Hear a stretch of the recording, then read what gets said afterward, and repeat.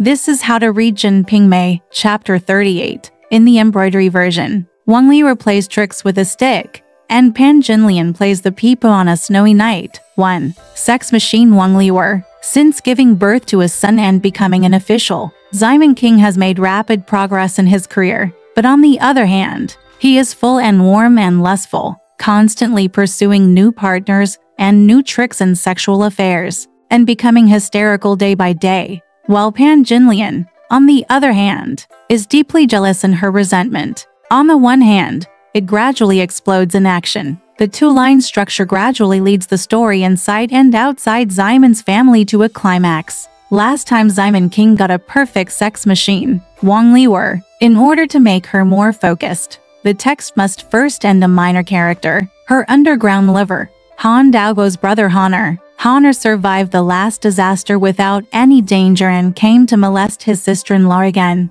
But now Wang Liuer is no longer a bored housewife. Although her husband went to Tokyo to live alone, she has become Ximeng King's concubine, and she must not let Honor touch a finger again. After all, loser body is a small matter, but blocking the path to wealth is a big deal. So Wang Liuer used a mallet to kick him out. The so-called stick is also a hint of the penis. The competition between Pan Jinlian and Ryer later is also metaphorized by a stick, and the other meaning of the stick is power. In order for Ximeng King to enjoy this sex machine freely, Honor must be temporarily. A big stick was used to create the big stage at Jin Ping Mei. Of course, Ximeng King made trouble in the Yamen the next day and beat Honor severely, almost killing him. But it was pitiful. Then began the honeymoon period between Ximeng King and his new lover. However, unlike the previous emotional sex scenes, the sex scene between Wang Liuer and Ximeng King is really disgusting and can't be more pure piston movement.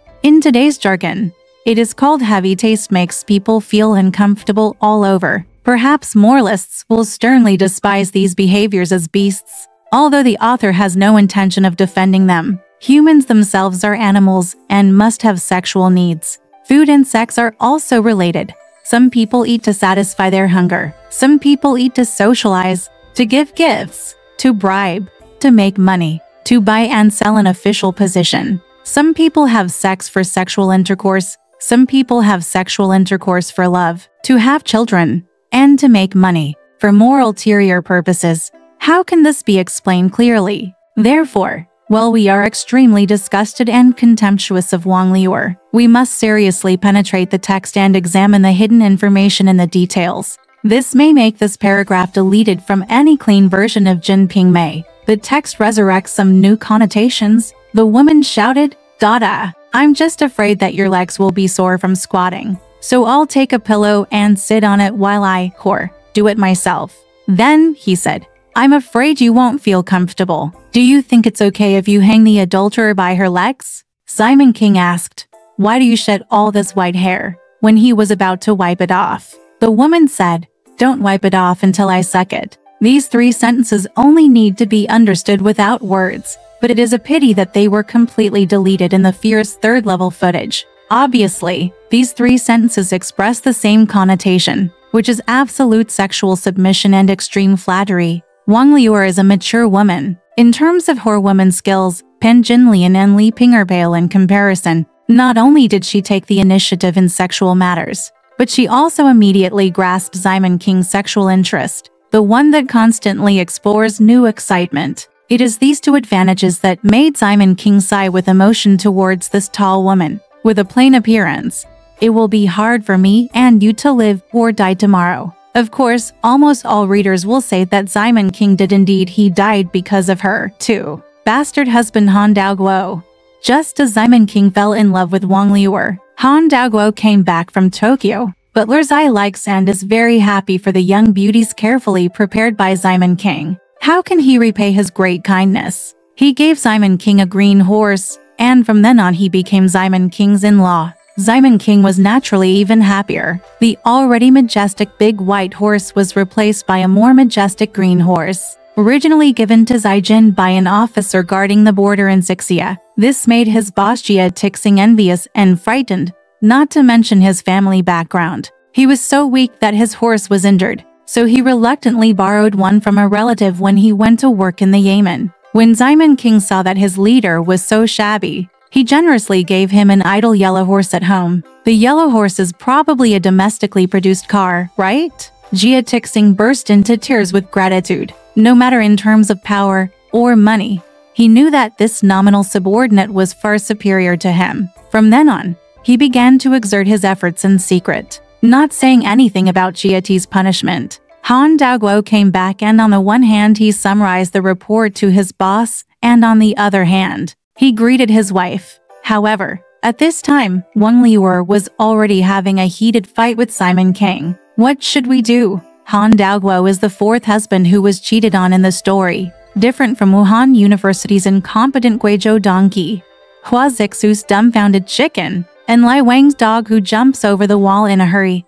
Han Daguo is also as unique as Wang Liuer. It really makes people feel that this couple is really a match made in heaven. Wang Liuer reported this to her husband. Since you left, I came and went 3 or 4 times before I bought this girl with 4 taels of silver. But when I came here, I brought 1 or 2 taels of silver. The high official saw it's inconvenient, but he promised to buy me a house on the street and ask us to move there. As he said, Simon King helped Wang Liuer buy a servant girl for his first visit and helped the Han family buy a large house in the bustling Lion Street for the second time. Wang Liuer's meaning is, if I lose my body, I will leave him some supplies and clothes. Han Daguo agreed very much with this. He even encouraged his wife, when I go to the shop tomorrow, if he comes, you just push me and I don't know. Don't neglect him, flatter him and everything. It's easy to make money now. How did you get on this road? Wang Liuer's reaction to this was to say with a smile, thieves and strongmen will die on the wrong side of the road. You know how to live freely, but you still don't know how I suffer. This strange dialogue is really rare to see around us in our lives. So many people who have no worries about food and clothing, who stand on the moral high ground, have begun to relaxedly despise this couple. Prostitution and bastards are not included. Yes, but you sell it so professionally and shamelessly. How can you make the prostitutes of Lichen Court so embarrassed? Yes, that's right. Wang Liuer is more of a prostitute than a prostitute. But we have also seen how deep the relationship between this devoted couple is. They do not simply tolerate each other or remain silent for the sake of life, but respond with an understanding of humor and positive outlook. In fact, this is just a world where the poor are laughed at but not the prostitutes. Here, the image of Wang Liuer is so commonplace, so accustomed, when the world is so unfair and the law of the jungle is so strong. You should be a little bit uncompromising for your own happiness, but no etiquette, when the basic needs of survival, food, clothing, shelter and transportation cannot be solved. What is the meaning of life? What is the meaning of morality? And when those meat-eaters who always claim to practice mainstream values secretly trample social morality to the extreme, how can people laugh at the same time? All their efforts are actually nothing more than an adjustment, a distraction, and a compromise between fate and life. In the absurd social reality from Jin Ping Mei to today, humble life struggles in its destiny and has its own chosen path. In the face of the pressure of survival, adultery is not just adultery in the simple sense, and prostitution is not just prostitution in the simple sense. All the moral connotations defined by the powerful society for carnivores are abandoned here. Jin Ping Mei tells us that the bottom class has the ideals of the bottom class, and the bottom class has the dignity of the bottom class. For the good life in their hearts, the Han Daguo couple called slaves and maids for a clean big house, and to be able to dress decently like a wealthy family. They chose a rather helpless shortcut, faced with the long road of life. No matter how much ridicule or contempt, they can ignore it. I think this is the author's understanding and tolerance of real life, and his compassion and indifference to short life and the infinite world. Behind the sad fate of Wu Die, Hua Zixu, and Lai Wang, and in front of the tragic endings of Pan Jinlian and Song Huilian, the author of Jin Ping Mei deliberately arranged a relatively happy ending for Wang Liuer. Not accidentally, because those metaphysical thoughts about life will eventually be reduced to daily necessities. Those long and complex philosophical propositions become extremely simple and concrete in them. This is the real life, which truly belongs to the vast majority of people. Life, No one can tell what kind of life is happier and what kind of life is more meaningful. There are too many absurdities, and intricate joys, angers, sorrows, loves, and hatreds in secular life. Perhaps compared to death, living is the meaning, compared to nothingness. Existence is the meaning, compared to the blindness of life. All the desires of wine, sex, and wealth are the meaning, compared to the ups and downs of life. Love, family, and friendship may be the meaning, compared to various conceptualizations. The value of life and true human nature may be the meaning, and compared to the various things in the world. The ultimate torture of the meaning of life may be the fundamental reason why great novels are great. 3. Gentle Father Simon King. As expected, Simon King later gave the Han family a new house, which was as easy as giving Jia Tixing a yellow horse, who made Simon King the official of his parents. Therefore, if there is a mistake, it is not the fault of Han Daoguo and his wife, but the fault of powerful representatives like Simon King, who allowed them to collude with the powerful, take bribes, and pervert the law, engage in black-handed transactions, disregard human lives, and do a lot of bad things. Of course, as can be seen from most honest reviews, there are already a lot of criticisms about Simon King, so there is no need to say more in this book. Let's take a look at the little-known side of him. This time I came home in the snowy night and went straight to Li Ping'er's room. Li Ping'er greeted him, brushed the snow off his body, and took his clothes. After putting on his silk clothes, he sat on the bed and asked, "Have you slept?" The poem is written after this sentence. Simon King once said, "Let the child sleep. Don't move still, for fear of waking him up." Then she whispers and gossips about the parents. What a picture of a peaceful family and happiness. This is actually just a small section of the two main stories of Wang Liu'er and Pan Jinlian in this chapter. However, such casual writing happened after the third-level scenes full of blood and sex, after the unprovoked beating of Honor, and the crazy and perverted sex with Wang Liu'er. This really makes people admire the author of Jin Ping Mei for his immense compassion. And compassion, such a villain, also have such a warm moment, and such a short moment, no matter how popular a powerful person is, cannot retain more. From this perspective, these moments may be more touching than the orioles and swallows in the Grand View Garden, and the spring breeze on Yangzhou Road. Perhaps, what really makes us lament but also gratified is the childish sound that may burst out at any time between the infants. Cry for the resentful lover Pan Jinlian. Simon King enjoys all the good things in life wantonly,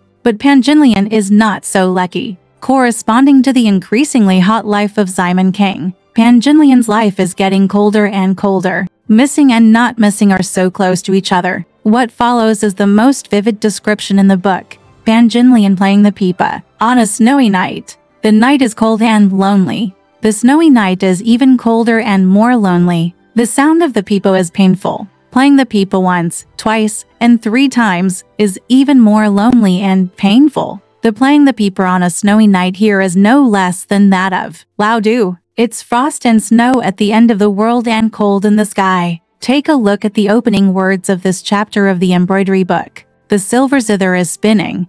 The strings are tuned by the pillars, and the sound is echoing between the beams. Qin Sheng took pity on himself. The fingers are light and graceful. The wind is blowing and the snow is whirling. The clear music is slowly rising, and the sound captures the sky. When talking about saying goodbye to cranes and crows, try reading the chapter Luofu Mo Sheng. But don't follow the chapter Luofu Mo Sheng. Although it is just a little-known poem, it vividly depicts Pan Jinlian's thoughts on this windy and snowy night. Pan Jinlian is the light and graceful, lovely girl in the poem. Her mentality of longing for and hating Simon King may be the portrayal of Luofu Mo Sheng. It can be said that Jin Ping Mei once again completes the reality of classical poetry here. The interpretation has once again evolved from aesthetics to ugliness, inspiring readers with thrilling spiritual power. Simon King had not entered Pan Jinlian's room for many days. On a snowy day, the emerald quilt was cold, and the hibiscus tent was cold. She played the pipa and sang. I leaned against the curtain and fell asleep in my clothes. She wanted to wait.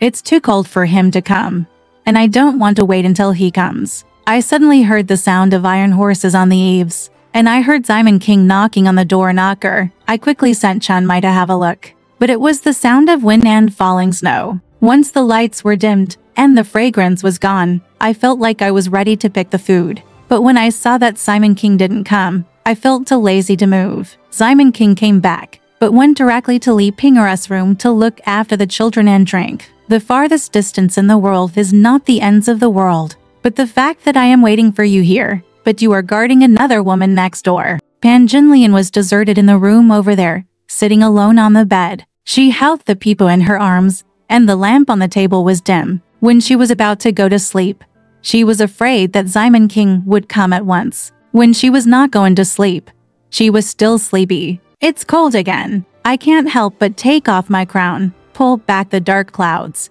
half lower the tent, and sit down hugging the quilt. People are most real only when they face themselves. At this time, Pan Jinlian is the real Pan Jinlian. People with strong personalities must have strong emotions, and Pan Jinlian is the kind of woman who bursts with passion for life at any time. I always believe that if there is a man who treats her well and treats her like a jewel, then she will have all the advantages of women that people know. And she will also become a beauty in the eyes of talented people and a fairy in the eyes of common people. The cruel reality forced her to gradually turn into a hysterical devil. The tradition of resentment, but not anger in classical poetry, was completely broken at this moment. This woman just didn't listen. Simon King came home. After hearing it, it was like a knife stabbing her heart. She cursed a few words of betrayal, and she couldn't help but shed tears in her eyes. She immediately played the pipa high. Gao, he sang in his mouth again. My heart is itchy and hard to scratch,